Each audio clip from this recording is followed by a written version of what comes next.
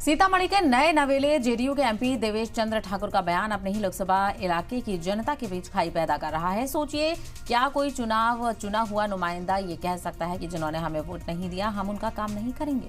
Report देखिए।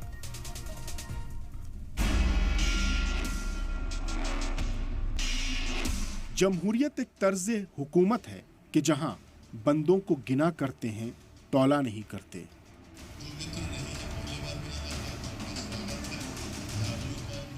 लेकिन सीतामढ़ी से पहली बार जेडीयू से एमपी बने देवेश चंद्र ठाकुर का बयान लोगों को गिन भी रहा है और तौल भी रहा है। देवेश का दावा है कि उन्हें मुसलमानों और यादवों ने वोट नहीं दिया है, इसलिए उनका काम नहीं करेंगे। दरवाजे पर आए तो जलपान जरूर कराएंगे। मेरे मित्र यादव मित्र का स्वागत है। जो मित्र नहीं है पहले बार भी आना चाहते हैं, उनका स्वागत है। यादवों का और मुसलमानों का आइए, चाय पीजिए, मिठाई खाइए, काम के बारे में मत बोलिए, मैं आपका काम नहीं करूंगा। सुना था कि जीत के बाद मिले वोटों को मजहब और जात के तराजू पर नहीं तौला जाता, लेकिन ये भी सुना था कि नया मुल्ला प्याज ज्यादा खाता है। जमहूरियत में ऐसी कहावतों और बयानों की बहुत अहमियत होती है।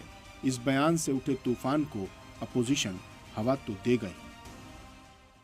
जब आप भैंस मंगलसूत्र मुजरा को विमर्श बना देंगे, हिंदू मुसलमान इंडिया पाकिस्तान करते रहेंगे कि ये भैंस खोल के उसको दे देगा, ये प्रॉपर्टी आपको, तो उसके नतीजे में देवेश चंद्र ठाकुर जैसे लोग मिलते हैं। हमने ये भी सुना था कि फलों से लदा पेड़ हमेशा झुका रहता है, जीत के बाद मिजाज में नरमी बढ़ जाती है। लेकिन देवेश चंद्र को न तो जीत के फल झुका पाए, न गर्मी नरमी में बदल पाई।